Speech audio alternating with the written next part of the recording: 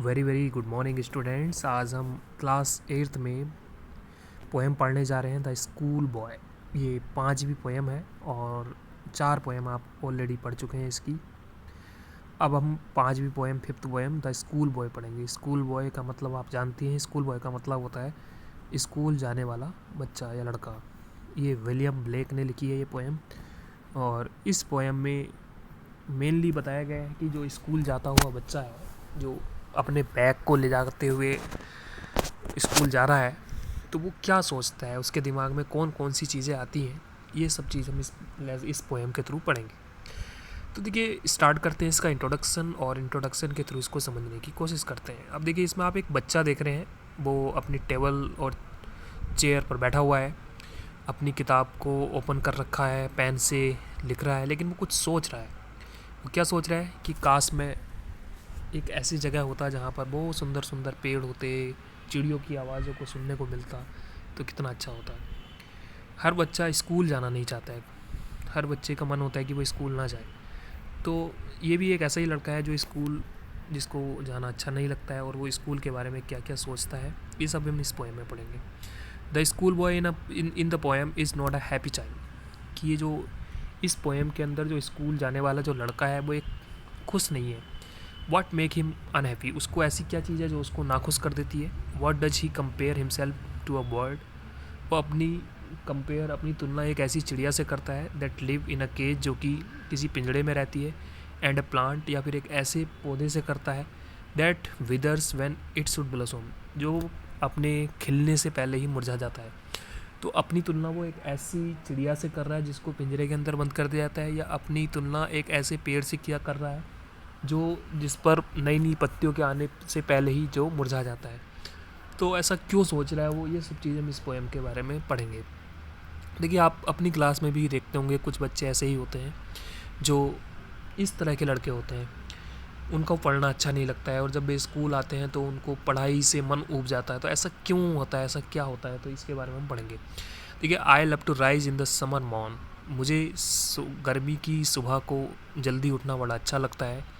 When the bird sings on every tree, जब चिड़िया पेड़ पर बैठ कर के सुंदर सुंदर गाना गाती है, तो ये सब करना मुझे बड़ा अच्छा लगता है।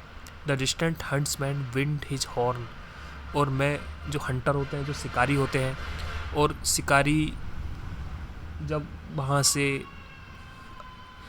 शिकारी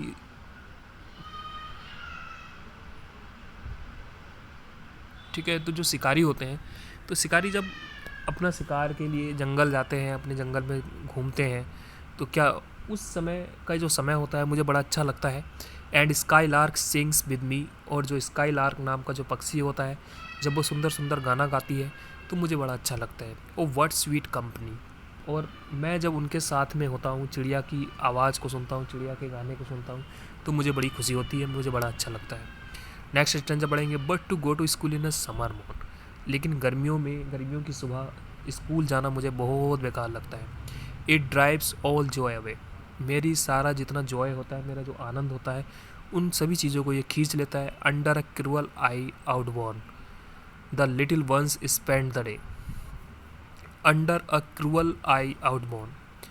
और ये मतलब उस समय जो स्कूल का जो एटमॉस्फेयर है, स्कूल का जो क्लासें हैं, जो वहाँ के बच्चे हैं, तो क्या मुझे वहाँ पर समय बिताना।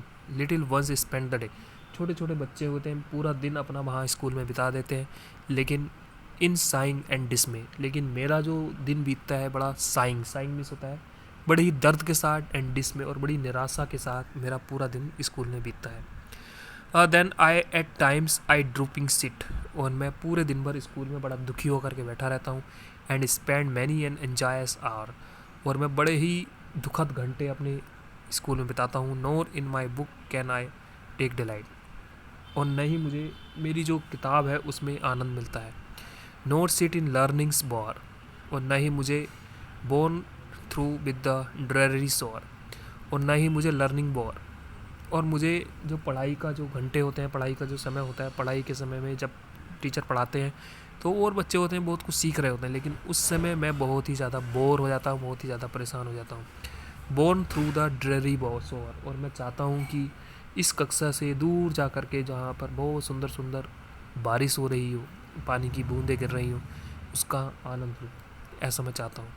How can the world that is born for joy, एक चिड़िया जिसका जन्म ही आनंद लेने के लिए हुआ है, sit in a cage and sing, और जिसको एक पिंजड़े के अंदर बंद कर दिया जाता है और वो पूरे दिन भर गाती रहती है, मैं एक ऐसी चिड़िया की तरह हूँ।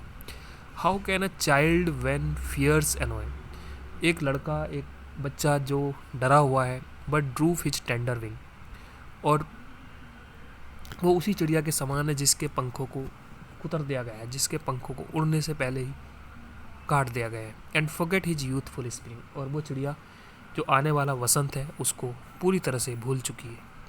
ओ फादर एंड मदर, मेरे पिता और मेरी माँ, इफ़ वर्ड्स आर निब्ड, यदि कलियों को, छोटे छोटे जो फूलों की कलियों को ही तोड़ लिया जाता है, एंड ब्लोसम्स ब्लोम्ड अवे, और उनको खिलने से पहले ही उनको तोड़ दिया जाता है, उनको नष्ट कर दिया जाता है। If the tender plants are stripped, और यदि छोटे छोटे जो कोमल जो पौधे होते हैं उनको पहले ही, उनको बड़ा पेड़ बनने से पहले ही उनको नष्ट कर दिया जाता है, तो क्या of the their joy in the spring day, तो वसंत ऋतु के समय में उनका जो आनंद होता है वो कैसा होता है। Y sorrow and cares and डिसमे, तो उनका पूरी ज़िंदगी बड़ी ही दुख में और बड़ी ही केयर्स डिसमे और बड़ी निराशा में उनकी ज़िंदगी बीतती है।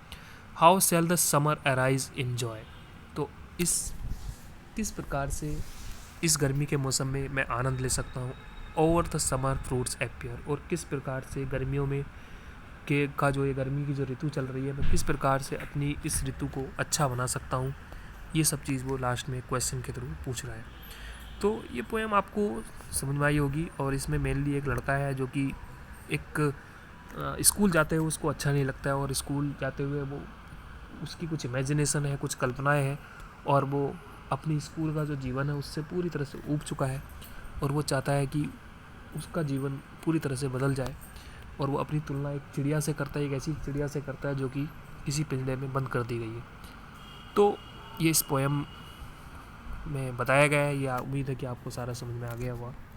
आप समझने के बाद इसको कर्सिव राइटिंग में लिख कर दिखाएंगे। Thank you.